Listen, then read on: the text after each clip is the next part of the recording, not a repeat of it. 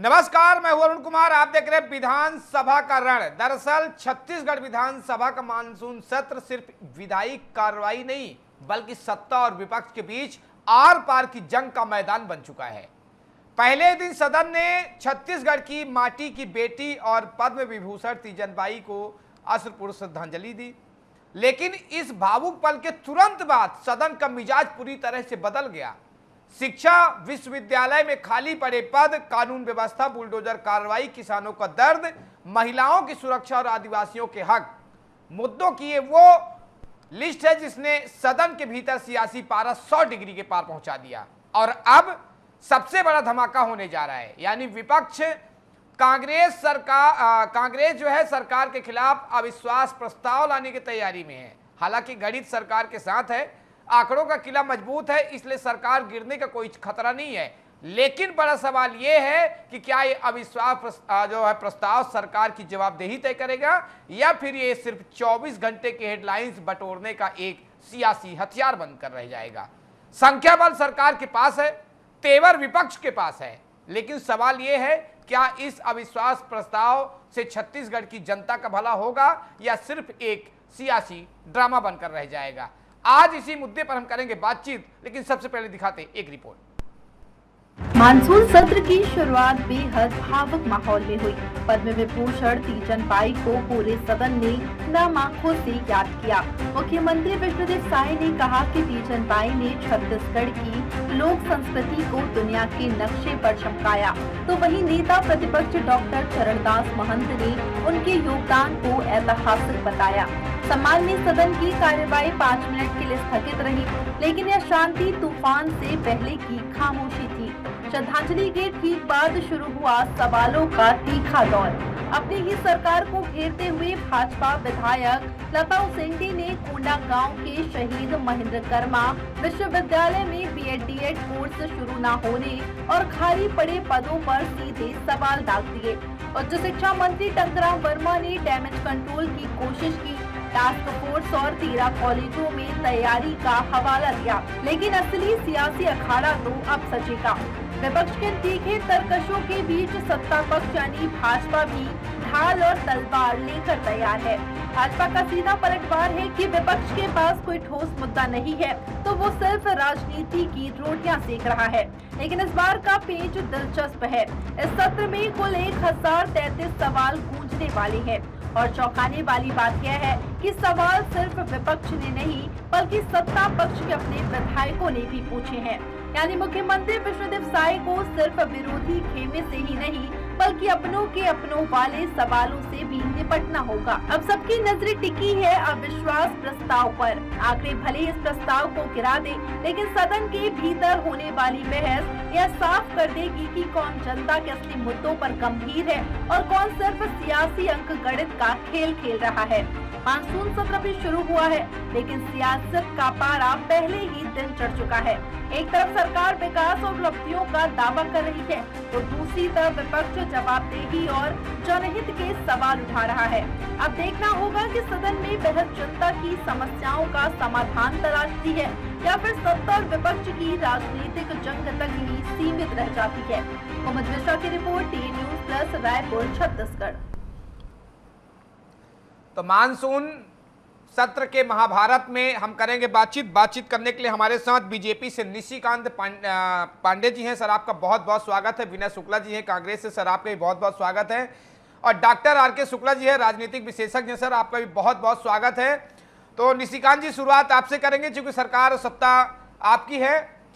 निशिकांत जी, विपक्ष कानून व्यवस्था और विकास पर सवाल उठा रहा है। क्या आंकड़े और सरकार के फैसले इन आरोपों की हकीकत खुद बयां करते हैं? अरुण जी, आपको और दोनों बड़े भाई को समझाना। देखिए, अविश्वास प्रस्ताव की जब हम बात करते हैं तो जिसके पास जो रहता है वो देता है या लगाता है। जनता के बीच में कांग्रेस के प्रति अविश्वास, कांग्रेस में कांग्रेस के प्रति अविश्वास, तो उनके पास अविश्वास है तो वो लगाने का प्रयास करें। लेकिन महत्वपूर्ण विषय क्या है? गुप्ता जी, देखिए, संख्या बल के आधार पर ही विधानसभा या लोकसभा में अविश्वास प्रस्ताव लाए जाते हैं, लेकिन अंधकार के भय दिखाकर टोर्च बेचने का जो ये प्रयास है कांग्रेस पार्टी का, मुझे लगता है इसमें कहीं ना कहीं ये मुंह दिखाएंगे।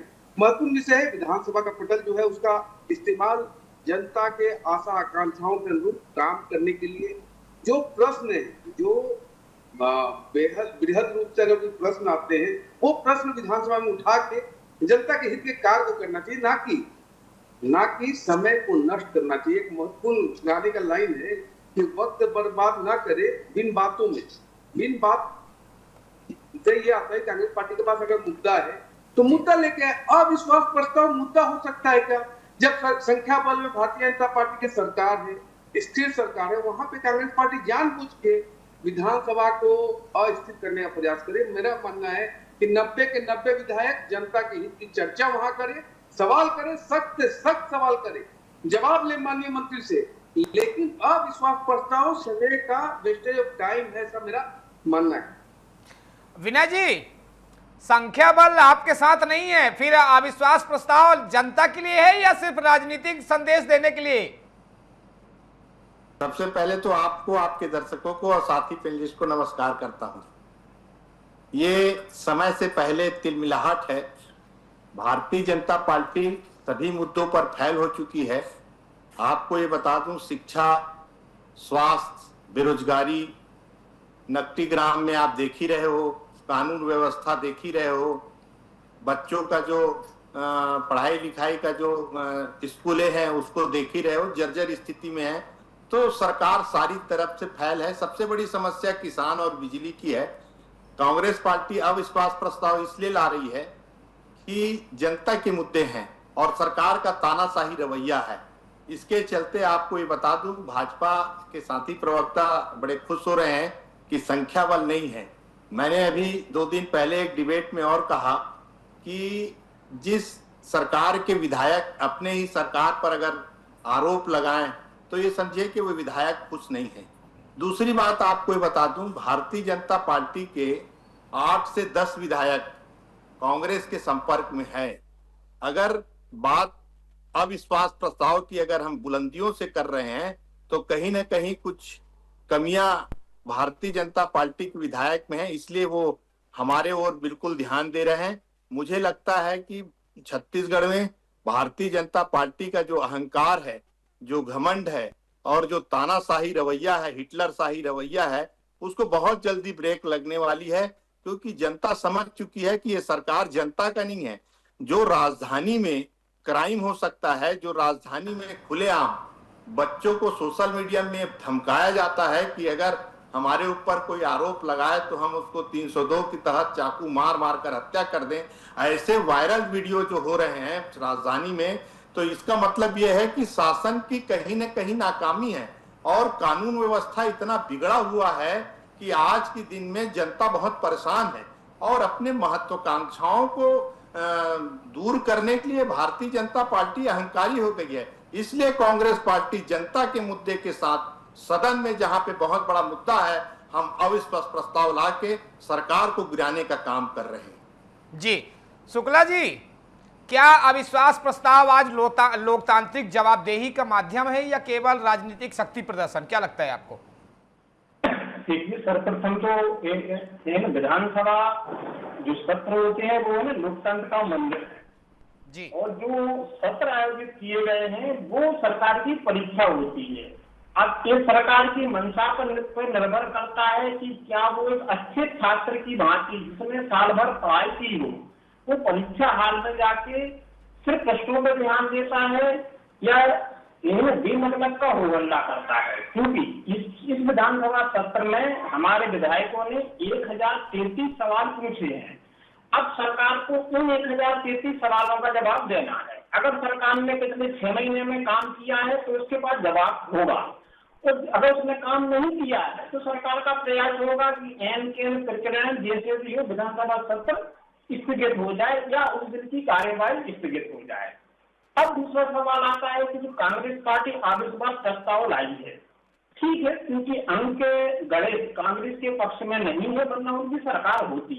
तो मुझे नहीं लगता कि अविश्वास प्रस्ताव लाने से सरकार की सेहत पर कोई असर पड़ना है। लेकिन हाँ, अविश्वास प्रस्ताव के माध्यम से अगर सकारात्मक चर्चा होती है तो निश्चित रूप से प्रदेश की जनता का भला होगा और साथ ही साथ जिन विधायकों ने प्रश्न पूछे हैं उनको भी प्रोत्साहित करना चाहिए। स्पेशली जो हमारी बीजेपी की विधायक है लता उसेंडी जी, उन्होंने अगर अपने क्षेत्र से संबंधित समस्याएं उठाई हैं तो हम उसको ऐसा क्यों लेते हैं कि भाई ये सत्ता पक्ष के जो है विधायक भी संतुष्ट नहीं है। नहीं जी, प्रश्न उठाना इसका मतलब है कि वो जनप्रतिनिधि जागरूक है। अब सरकार का कर्तव्य है कि वो चाहे जनप्रतिनिधि पक्ष का हो चाहे विपक्ष का हो, उस जनप्रतिनिधि के क्षेत्र से संबंधित जो भी समस्याएं हैं उसका सहानुभूतिपूर्ण तरीके से सरकार शीघ्र से शीघ्र समाधान करे। क्योंकि एक जनप्रतिनिधि का जो है ना जवाब यही है, पहले अपने क्षेत्र के मतदाताओं के प्रति है, बाद में पार्टी के प्रति आती है। तो मुझे नहीं लगता कि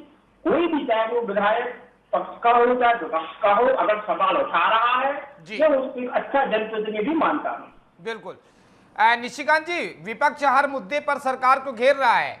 अब कांग्रेस आरोप तो लगाई रही है, लेकिन समाधान और हिसाब, विकास का जो है हिसाब मांग रही है।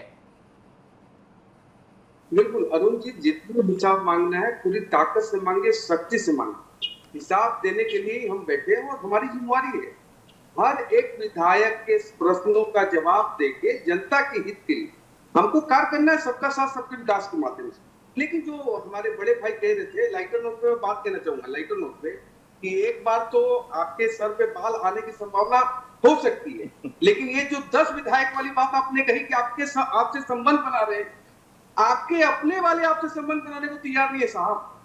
बाहर तो छोड़ दीजिए, जो आपके साथ है वो तो लाख लेके जा रहे हैं, कई भाजपा में, कोई आम आदमी पार्टी में, कोई सपा में, कोई बसपा में। साहब आप हमारे विधायक को नजर रख रहे हैं, देखिए कहीं संख्या घट मत जाए पूछते विधानसभा। दूसरा महत्वपूर्ण से जनता की आशा आकांक्षाओं के अनुरूप काम करना सभी का दायित्व 90 विधायक का। अभी हम न पक्ष है न विपक्ष, हम 90 जन सेवक के रूप में काम कर रहे हैं। तो अगर जनता के लिए आपने कुछ समस्या उठाई है उसकी चिंता करनी चाहिए और प्रदेश की सरकार सुशासन के माध्यम से लगातार प्रयास कर रही है। लाल आतंक से मुक्त हुआ, माफ करेंगे मैं कांग्रेस प्रवक्ता से पूछना चाह रहा हूँ एक बात, कि लाल आतंक से जब बस्तर मुक्त हुआ, वहीं आपके शहर से जो विधायक है वो हिडम्मा को अपना रोल मॉडल मान रहे साहब। आप कल्पना कीजिए क्यों और कैसे नक्सल यहाँ पनपा और इतने 4 दशक तक यहाँ चला। आदरणीय शुक्ला जी इस बात से सहमत नहीं होंगे, लेकिन बड़े प्लेटफॉर्म से आपका विधायक कहता है कि हिडम्मा उनका रोल मॉडल है। विनय शुक्ला जी, शर्म भी आती है आप लोग को कि ऐसे लोग कांग्रेस पार्टी में हैं। कभी आप आतंकवादियों का समर्थन करते हैं, कभी नक्सलियों का करते हैं, कभी टुकड़े गैंग का करते हैं। क्या कारण है? देश में या प्रदेश में राजनीतिक मुद्दा एकदम खत्म हो गया है, ये मानते हैं आप बात को?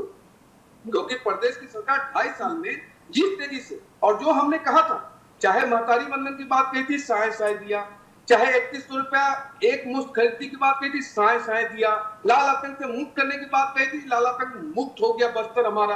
तो आप किस बात की परिकल्पना कर रहे हैं? बिजली की बात कर रहे हैं, क्राइम रेशियो की बात कर रहे हैं, एनसीआरबी का आंकड़ा क्या कहता है, बेरोजगारी की बात कर रहे थे आप। आदरणीय शुक्ला जी से पूछता हूँ, पिछले 5 साल आपने 0.1% बेरोजगारी का भाव हमारे मुंह पे मारा है, तो आज किसको आपने एसपी, कलेक्टर और पटवारी बना दिया, जिसको हमने सस्पेंड कर दिया? जब प्रदेश में बेरोजगारी थी नहीं, तो आज बेरोजगारी का मुद्दा आदरणीय शुक्ला जी कैसे उठा रहे? मेरा प्रश्न स्पष्ट है, काम और दुर्भावना की राजनीति से बाहर आइए, अन्यथा जो 34 बच्चे होंगे आप लोग, वो भी नष्ट हो जाएंगे। प्रदेश की जनता की भूमिका बहुत महत्वपूर्ण होने जा रही है इस बार, क्योंकि बस्तर साफ हो रहा है, क्राइम खत्म कर रहे हैं। आज कमिश्नरी प्रणाली क्यों लागू किया? उसी क्राइम व्यवस्था को ठीक करने के लिए कमिश्नरी प्रणाली लागू किया, जिससे क्राइम कम हुए। आप प्रश्न पूछिए आदरणीय गृह मंत्री जी से, स्पष्टता से जवाब आएगा। हम भी चाहते हैं कि आपके मुंह पे दस्तावेज के हिसाब से डॉक्यूमेंट दिया जाए, क्योंकि आप लगातार न 0.1% का आंकड़ा, एनसीआरबी का आंकड़ा, सीएमआई का आंकड़ा हमें 5 साल मारते रहे हैं शुक्ला जी। हम ऐसा नहीं कर रहे, हम एक्ट करके प्रदर्शित करते हैं कि हमारा प्रशासन जो है काम कर रहा है, हमारी सरकार जो है काम कर रही, और हर व्यक्ति के लिए अंत्योदय के भाव से आखिरी व्यक्ति तक पहुंचने का प्रयास हमारी सरकार का है, चाहे केंद्र की योजना हो चाहे प्रदेश की योजना हो, उसमें हम सहाय काम करें। शुक्ला जी, विनय जी, आप अविश्वास प्रस्ताव ला रहे हैं, क्या कुछ रणनीति है? क्या कोई विधायक वगैरह ले रखे हैं क्या आप लोग? कांटेक्ट वगैरह हो गया है? और अगर सरकार नहीं गिरनी तो क्या ये अविश्वास प्रस्ताव जो है आपका सिर्फ मीडिया के सुर्खियों पर तोड़ने की रणनीति तो नहीं है कहीं? देखिए, मैं सबसे पहले तो बता दूं कि मीडिया में बनने का या रहने का या बिखरने का हमको कोई जरूरत नहीं है। हम जनता के मुद्दे को साथ में लेके चलने वाले कांग्रेस के कार्यकर्ता हैं। मेरे भाई ऋषिकांत दुबे जी ने बहुत अच्छी बात कही। जो पार्टी राम भगवान के नाम से चंदा चोरी करती है, जो पार्टी के मुख्यमंत्री अपने भाषण में या स्टेटमेंट देते समय प्रदेश अध्यक्ष को मुख्यमंत्री बताती है, और जो पार्टी के प्रधानमंत्री न्यूजीलैंड में जाकर बीफ भारत के दूसरे नंबर को बताती है, ऐसे लोगों से बात करने में हमको शर्म आती है। सबसे पहले तो ये देश के इतने चंदा चोर हैं कि इनको टीवी पर भी नहीं बैठना चाहिए, और कांग्रेस पार्टी के ऊपर आरोप लगाती है। दूसरी बात ये कहना चाहता हूं, इनके प्रधानमंत्री का स्टीम फाइल में नाम है। शुक्र करो कि अभी अपने तथ्यों को छुपाने के लिए ये हमसे बहसबाजी करते हैं। मैं तीसरी बात कहना चाहता हूं, देखिए, इनको जो अपने विधायकों पर बहुत ये है सम्मान है, इनके 8 से 10 विधायक इनके पार्टी से बहुत नाखुश हैं और ये निरंतर संपर्क में है।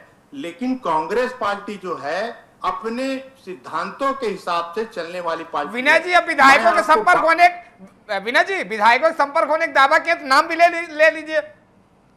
पूरे छत्तीसगढ़ की जनता देख रही है आपको, ये तो सोने पे सुहागा है। नाम भी ले लीजिए, कौन कौन जाने वाला है। हम लोग भी ब्रेकिंग चलाएंगे भाई। आपकी बात से समर्थन हूं, लेकिन समय आने दीजिए। समय जब अविश्वास प्रस्ताव का आएगा, तो जब वोटिंग होगी तो आपको पता चल जाएगा। मैं आपको ये बताना चाहता हूं, हमारे छत्तीसगढ़ की जनता जो है गरीब है, आदिवासी है, इनको जो आवश्यकता है बिजली की, पानी की, जो शिक्षा की, स्वास्थ्य की, इस सरकार पूरी तरह नाकाम है। देखिए, मुद्दे को भटकाने के लिए सरकार हमेशा कुछ न कुछ उपाय बनाती है। मैं तो जब से चंदा चोरी हुई है तब से भारतीय जनता पार्टी के एक प्रवक्ताओं का विश्वास करना बंद कर दिया हूं, क्योंकि जो राम भगवान, जो भगवानों के नाम से चंदा लेते हैं, अगर शुक्र कीजिए यही काम कांग्रेस का कोई और कर देता तो इन लोग पूरे भारत देश में आंदोलन कर देते। लेकिन कांग्रेस पार्टी का सिद्धांत गरीबों के साथ खड़ा होना है, चंदा चोरी करने का नहीं है, झूठ बोलने का नहीं है। जो मुख्यमंत्री अपने कागज से पढ़ते पढ़ते ये बोल दे कि हमारे प्रधान मुख्यमंत्री जी हैं, किरण देव साहब उनके बाजू में थे जब इनका संपर्क चल रहा था। दूसरी बात, जब इनका अलग अलग संगठन का एक कार्यक्रम चल रहा था, उसमें अपने लोगों को ये कहना कि हमारे जो अंदर की बात है उसको पान ठेले और होटल पे ना बोलिए। वो तो मतलब मुख्यमंत्री जी की विनय जी मानवीय चूक है, बोलते बोलते किसी से भी हो जाता है, हम लोग से भी कभी कभी हो जाता है। ऐसा नहीं है? निशिकांत जी जवाब दीजिए। देखिए, आदरणीय शुक्ला जी ने एक बात कही कि भाजपा ने चंदा चोरी की राम मंदिर। अब मुझे लगता है कि इस बात पे हंसू करो, क्योंकि किसी एक व्यक्ति का, भारतीय जनता पार्टी या कोई व्यक्ति का लेना देना राम मंदिर के चढ़ावे से नहीं। ये सत्य बात है, दुर्भाग्यपूर्ण चीज है। और जो भी होगा, लोकसभा सदन में प्रधानमंत्री जी ने कहा है, लोकसभा सदन में प्रधानमंत्री जी ने उस ट्रस्ट का 15 लोगों का नियुक्ति किया है, जो सारे के सारे भाजपाई हैं, जो सारे के सारे आरएसएस हैं, काफी वरिष्ठ हैं। मैं समझ गया, जनता को मूर्ख मत समझिए। जो राम मंदिर का दर्शन आस्था के साथ ले जा रहे थे, आप उस राम मंदिर का वैल्यू ही खत्म कर दिए, भगवान का वैल्यू ही खत्म कर दिए। ऐसे लोगों से क्या बात करना? नहीं करना है बताओ, टीवी डिबेट से बाहर निकलो। फिर क्या बैठे हो? तो ना हम कौन बोलते हैं कि हमको आप रखिए? अगर आप चंदा चोरी कर रहे हो और उसके बाद सीना चोरी करते हो, तो कौन कहता है कि आपसे हम बहसबाजी करें? आप देश की जनता को लूटने लगे हो, हैं, चोरी करने लगे हो, यही आपका धर्म है। भगवान के नाम से क्या कर रहे हो आप?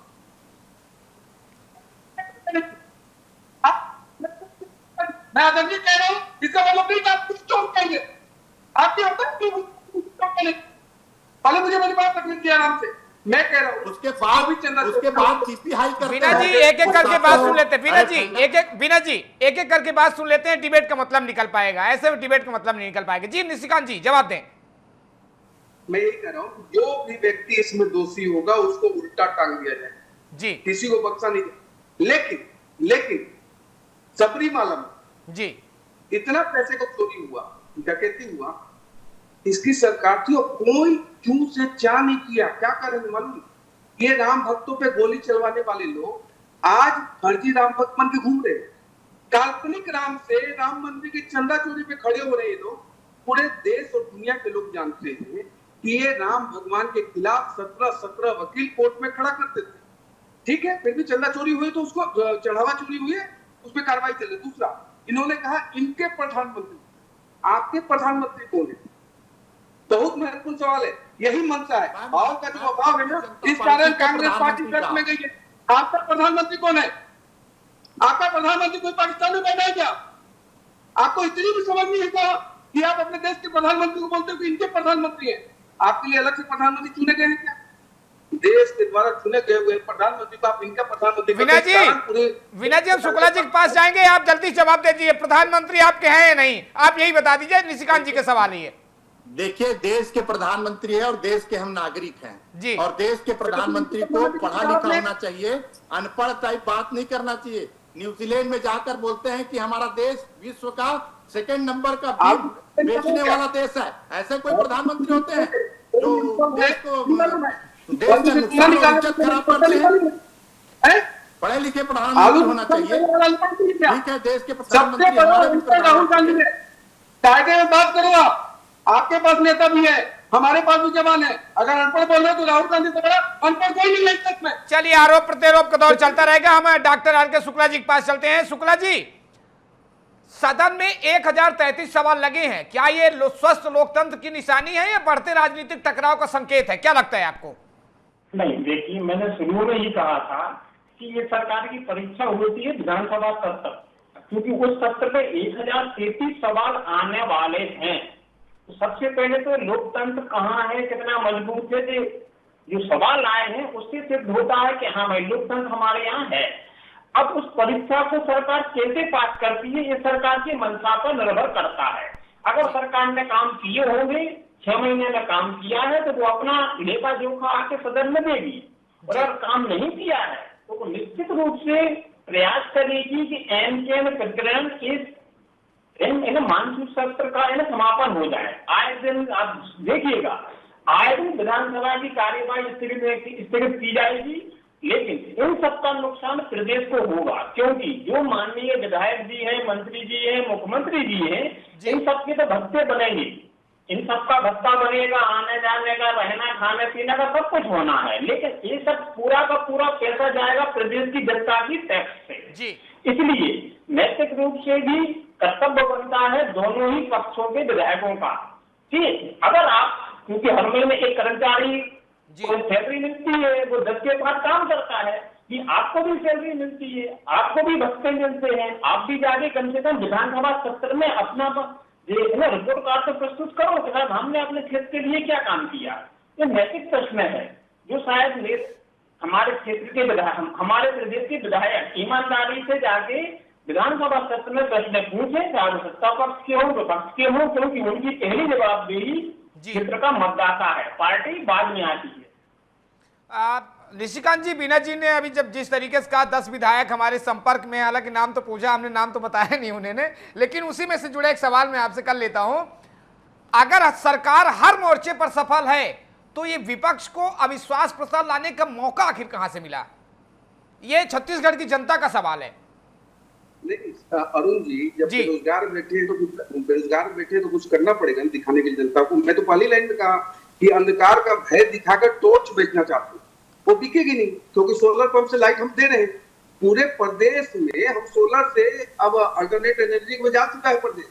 कांग्रेस पार्टी जो चिंता करे, मुझे लगता है कि उनकी जो 34 संख्या है वहां पहुंचते पहुंचते 24 ना हो जाए, क्योंकि इनके यहाँ टूटने और बिकने की परंपरा जैसा वो सो करते हैं, हमारे यहाँ तो नहीं है। लेकिन महत्वपूर्ण विषय है जो आदरणीय शुक्ला जी करे थे, ये 5 दिन का ये जो समर है, यहाँ पे जनता के लिए, जनता के टैक्स से विधानसभा चल रहा है, तो जनता के प्रति कर्तव्यों का निर्वहन करते हुए जो भी समस्याएं हैं, जो भी आपको योजनाओं में कोई दिक्कत आती है, प्रदेश की जनता के प्रति कोई सवाल है, उसको पटल पे रखिए, ना कि अपनी खोखली राजनीति को जिंदा करने का प्रयास कीजिए, क्योंकि चुनाव अभी नहीं है। चुनाव होगा 2028 में।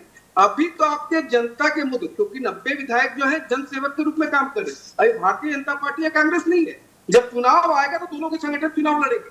अभी तो आपको जन सेवा के भाव से आगे आके जो समस्या है जो विषय है उसको पटल पर रखिए और सख्ती से रखिए। मैं बोलता हूँ कि जितनी ताकत से आप बात रखेंगे उतना ही इस देश का, इस प्रदेश का भला होगा।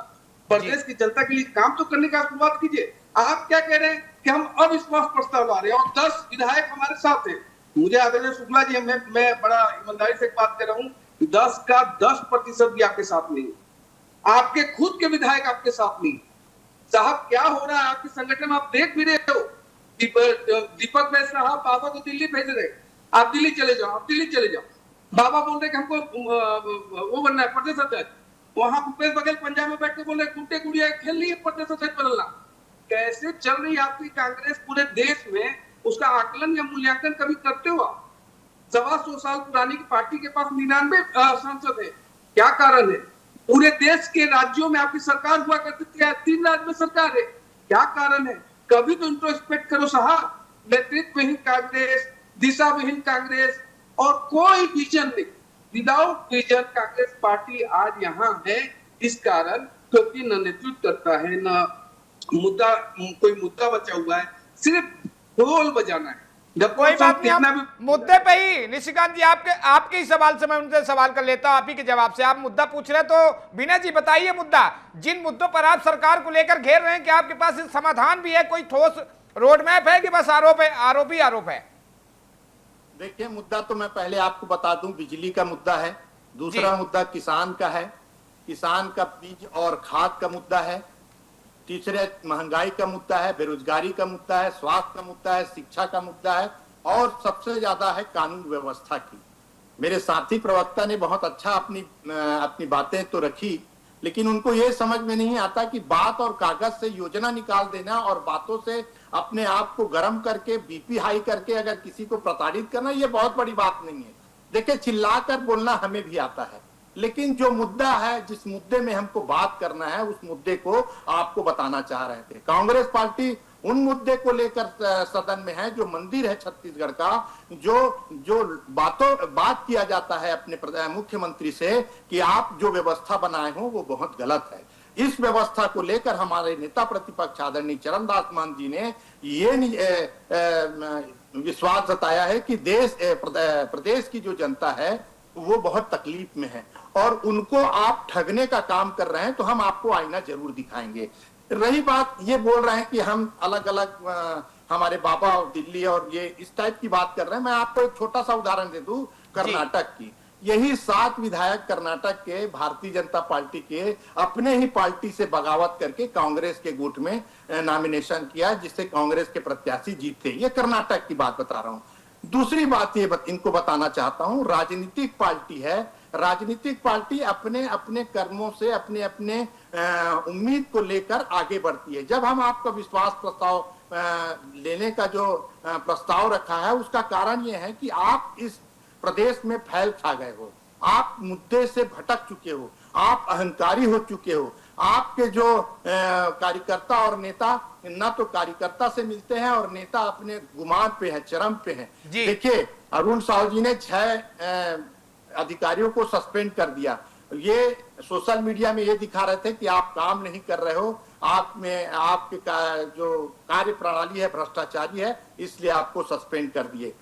राजधानी में जो मुद्दा है, सबसे बड़ा मुद्दा है क्राइम का, तो क्राइम के लिए इन्होंने 2 भाग में राजधानी को बांट रखा है। जब बांटने के बाद राजधानी में ही सूखा धंधा इतना ज्यादा फैल गया है कि लोग त्राही त्राही मान बता रहे हैं और पार्टी और उनके कार्यकर्ता उसको संभाल नहीं रहे। मैंने अभी अभी आज ही एक छत्तीसगढ़ के कोई भाजपा के कार्यकर्ता को देखा हूं कि अपने फॉर्च्यूनर गाड़ी में अवैध धंधा कर रहे थे, अंग्रेजी शराब ला रहे थे। तो ये इस टाइप के जो भारतीय जनता पार्टी के जो कार्यकर्ता और जो अधिकारी है अपने घमंड में चूर हैं, उस घमंड को नाश करने के लिए हम छत्तीसगढ़ के जो मंदिर है विधानसभा में जाकर लोगों का बात रखने का काम कर रहे हैं, उजुल बुजुल बात नहीं करते। बिल्कुल। निशिकांत जी, आप बहुत मुस्कुरा रहे थे मीना जी के जवाब में, कुछ खास जकीरा हाथ लग गया क्या? जी, आदरणीय शुक्ला जी ने कहा कि पार्टियां जो है अपने कर्मों के हिसाब से आगे बढ़ती हैं। ठीक है, पार्टियां जो है अपने कर्मों के हिसाब से पीछे भी जाती है, पीछे चले गए। 2014 से 2026 तक आते आते उतनी भी सीटें नहीं जितना 2024 में हमको मिली है। लेकिन महत्वपूर्ण विषय शुक्ला जी, आप वरिष्ठों से स्वीकार किए, ये बात अपने वरिष्ठों को बताओ तो कि क्या कारण से हार हो रही है। ईवीएम खराब है, एसआईआर खराब है, जनता खराब है, सबे खराब है, सिर्फ राहुल गांधी ये तो ठीक है। कर्नाटक में आप लोग आंदोलन कर रहे हैं। बीच में नहीं बोला साहब, मैं यही महत्वपूर्ण और बता रहा हूँ आपको। जो मुद्दे की बात कर रहे थे अभी हमारे मित्र और बड़े भाई कि इतना बड़ा बड़ा मुद्दा है। गुप्ता जी इतना बड़ा बड़ा विषय है, कांग्रेस पार्टी के एसी में बैठने के लिए विपक्ष में नहीं है, विपक्ष का भी कार्य सही से नहीं कर पा रहे हैं। शुक्ला जी के हिसाब से इतना मुद्दा है इनके पास, तो अभी तक तो रायपुर राजधानी को एकदम घेर देना चाहिए था। हर विधायक, हर मंत्री, हमसे सीखोगे क्या विपक्ष की राजनीति? हम सिखा सकते हैं आपको। अगर मुद्दा है ये, हमारे विचारधारा में अंतर है। आप सीखना नहीं चाहते साहब। अगर मुद्दा इसको बोलते हैं आप, अगर बिजली मुद्दा है, किसान की बात कही, 3100 रुपया एक मुफ्त राशि देने वाली सरकार ठीक, या 4 किस्तों में 2500 रुपया देने वाली सरकार ठीक? मिट्टी बोल, खाद बोल के हर किसानों को मिट्टी खरीदने को मजबूर किया गया। ये कांग्रेस पार्टी की सरकार थी आपकी। किसानों ने आपका सरकार बदला है, युवाओं ने आपकी सरकार बदली है, महिलाओं ने आपकी सरकार बदली है, प्रदेश की 3 करोड़ जनता ने त्राही माम करके आपकी सरकार बदली है साहब। आप बात कर रहे थे कि हमारे पास विधायक आपसे जुड़े हुए 65 विधायक और पार्षद आपने दिल्ली परेड कराए, तो माननीय भूपेश बघेल जी की कुर्सी बची थी साहब। किस दुनिया में जीते हैं आप लोग? चलिए इसी में हम आर के शुक्ला जी, हम उनसे भी जवाब ले लेते हैं। आप दोनों इसी में कौन किसके पास विधायक है, क्या है राजनीतिक विषय हो, बढ़िया बता दें। शुक्ला जी एक बात बताइए, क्या विपक्ष मुद्दों की लड़ाई लड़ रहा है या फिर 2028 की ये तैयारी चल रही है? क्या लगता है आपको? क्योंकि आपने राजनीतिक कई दौर देखा है, कांग्रेस बीजेपी आती गई जाती गई, ये जो चल रहा है क्या चल रहा है? देखिए, निश्चित रूप से 2028 की लड़ाई है, क्योंकि वर्तमान में जो अंक गणित के हिसाब से देखा जाए तो अविश्वास प्रस्ताव लाने का अंक गणित के अकॉर्डिंग कोई मतलब नहीं है। सरकार को किसी प्रकार का कोई खतरा नहीं है। हाँ, 10 विधायक हो, 1 विधायक हो या 50 विधायक हो, उनको अपनी पार्टी से शिकायतें हो सकती हैं, वो एक अलग प्रश्न है। लेकिन आप भी समझते हैं कि कोई भी विधायक ये नहीं चाहता कि उसकी पार्टी सत्ता में ना रहे। तो मुझे तो नहीं लगता कि अविश्वास प्रस्ताव लाने से जो है ना सरकार की सेहत पर कोई असर पड़ना है। लेकिन हाँ, कांग्रेस पार्टी हो, भारतीय जनता पार्टी हो, दोनों ही सियासी दल हैं और 2028 आने वाला है, 2-2.5 साल बचे हुए हैं, तो है ना सबको अपनी आगामी तैयारी करना है। तो उस तैयारी करने के लिए जनता के सामने आपको सिद्ध करना पड़ेगा कि हाँ भाई, आप एक जागरूक पार्टी हैं और आपके विधायक जागरूक, आपके ये जो है विधायक हैं, अब वो किसी भी पक्ष के हों, तो उस अब जागरूक करने के अपने अपने टूल होते हैं। क्योंकि विधानसभा सत्र में सरकार क्या कर सकता है? अविश्वास प्रस्ताव लाएगा, निश्चित रूप से मीडिया में खबरें बनेगी और जनता के बीच में एक बात तो जाएगी कि हाँ भाई, जो है ना विपक्षी पार्टी है वो काम कर रही है। अब सरकार को चाहिए कि अगर उसने काम किया है तो वो है ना सकारात्मक रूप से उस अविश्वास प्रस्ताव पर चर्चा करे, ताकि जनता के बीच में ये भी जाए कि नहीं साहब, सरकार अच्छा काम कर रही है, लेकिन विपक्षी पार्टी जबरदस्ती का तो राजनीतिक ड्रामा या जो है ना स्टंट करने के लिए अविश्वास प्रस्ताव लाई है। जी निशिकांत जी, आप कहते हैं कि आपका काम बोलता है, सरकार काम कर रही है, काम बोलता है। क्या इस मानसून सत्र में विपक्ष के आरोपों से ज्यादा सरकार का रिपोर्ट कार्ड चर्चा के विषय बन सकता है? बिल्कुल अरुण जी, देखिए मतलब सिर्फ विधानसभा के पावन मंदिर पे या पटल पे नहीं, 70 लाख माताओं बहनों को महतारी वंदन मिली, 24-24.5 लाख 25 लाख किसानों को 3100 रुपए के हिसाब से धान खरीदी की जा रही है। सड़कों का नया जाल बस्तर के सुदूर वनांचल में। मैं तो आपसे निवेदन करूंगा कि आदरणीय आपके अरुण गुप्ता जी और आपके चैनल के माध्यम से आदरणीय शुक्ला जी चले और एक बस्तर का मतलब जमीनी हकीकत निकालते कि क्या वास्तविकता में परिवर्तन हुआ। नियम निर्माण के माध्यम से जो सड़कें आज तक जहां पे बिजली नहीं पहुंची थी, वहां बिजली पहुंचाने का काम भागीरथी प्रयास हमारी सरकार कर रही है। जल जीवन मिशन के माध्यम से जल पहुंचाने का, तो जो ये एक रोड मैप है, ब्लूप्रिंट है कि जिस विकास से विश्वास को अर्जित करके, क्योंकि पुनः बस्तर हमारा दोबारा ये लाल आदमपुर के आतंक के अंदर चंगुल में ना फंसे, उसके लिए विकास की रफ्तार हमको 4 गुनी करनी थी। उसके लिए प्रयास किया जा रहा है। 400 करोड़ रुपए के मात्र से एक मेडिकल कॉलेज कहाँ, सुदूर वनांचल दंतेवाड़ा में। ये हमारा इंटेंट है। आपका इंटेंट क्या था कि जितना भी आए अंदर कर दो। अभी कोषाध्यक्ष गिरफ्तार हुए ना, अभी अभी कोषाध्यक्ष सिंह के गिरफ्तार हुए हैं। 2000-2500 का मामला है साहब। वही तो बंटवारे की राशि की चिंता हो रही है आपको। 5 साल आपने जनता की चिंता नहीं की, सिर्फ 10 जनपद की सेवा की रुपयों की गड्डी के बीच में। मेरा मानना है कि अगर जनता के प्रति आप संवेदनशील होते, अपने योजनाओं को, अपने घोषणाओं को अगर अमल में लाते, तो आपको प्रदेश की सरकार एक ही बार में उखाड़ के नहीं फेंकती। 3 बार हमें अवसर दिया, 5वीं बार पुनः भारतीय जनता पार्टी को भरोसा जताया। क्यों? क्योंकि जिसने बनाया है वही संवारेगा।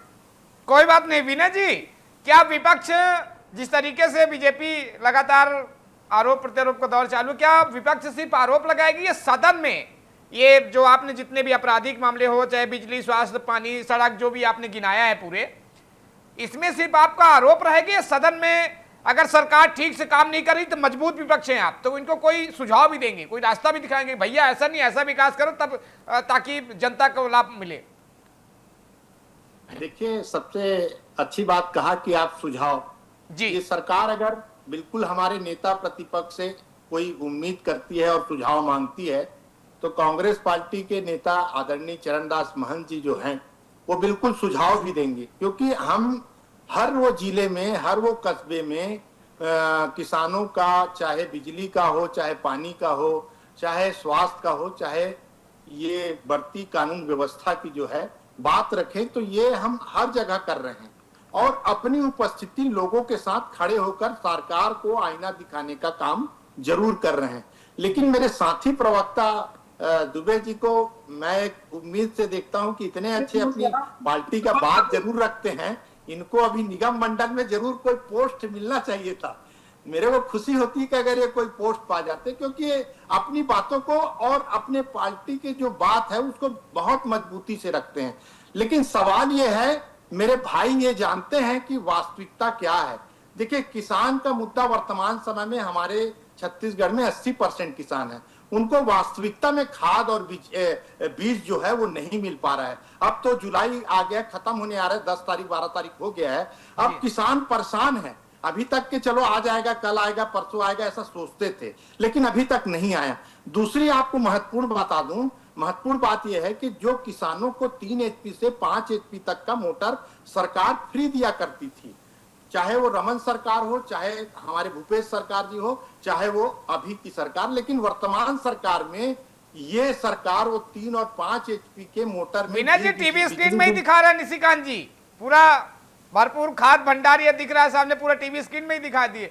देखिए, मैं आपको फिर से बता दूं, आप एक बहुत अच्छे पत्रकार हैं और आप ये बात को समझते हैं कि कागज में भारतीय जनता पार्टी का योजना पूरा भरा हुआ है और उसमें 10 से 10% देते हैं।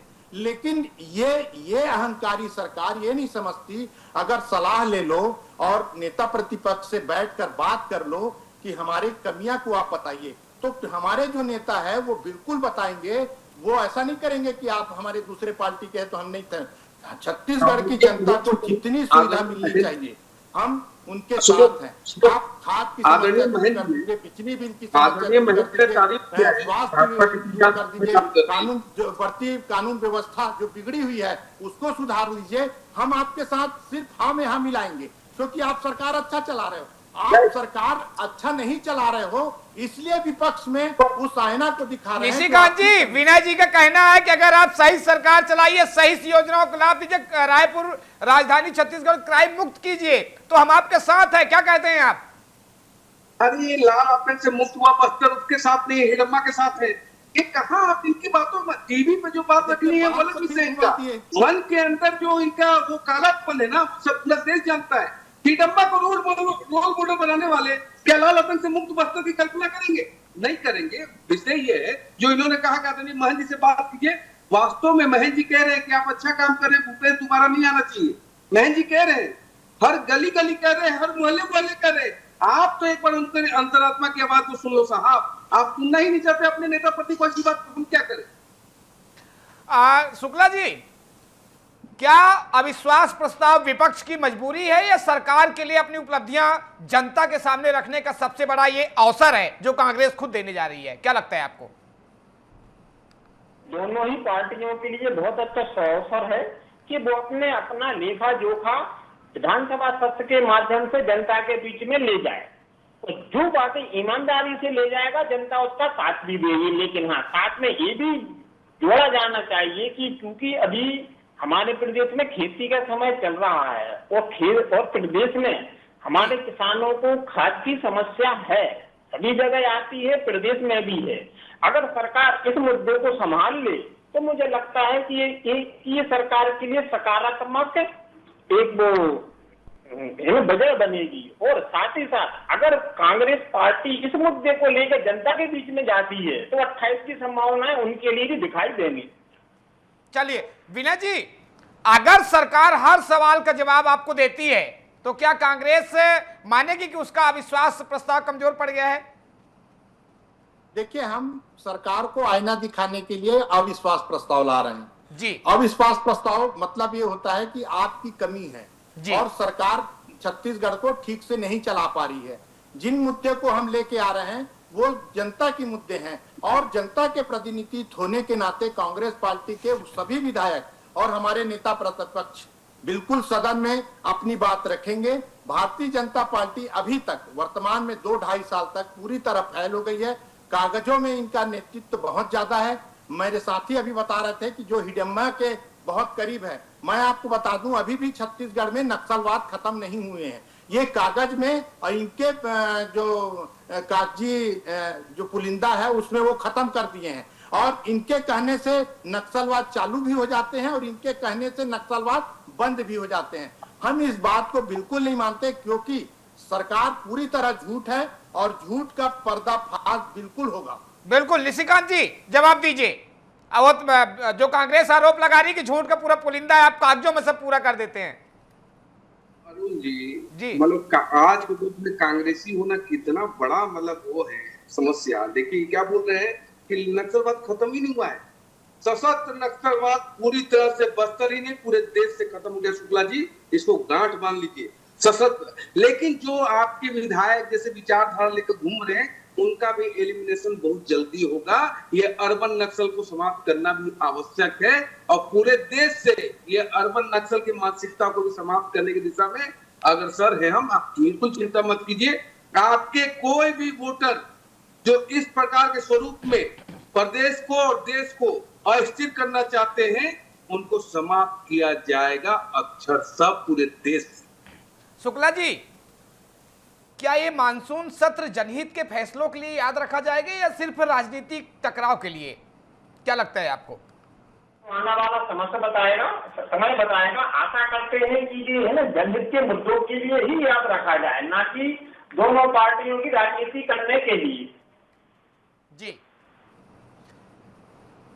विनय जी, ये जो अविश्वास प्रस्ताव आप ला रहे हैं इसमें भला किसका होना है, कांग्रेस का, बीजेपी का या जनता का?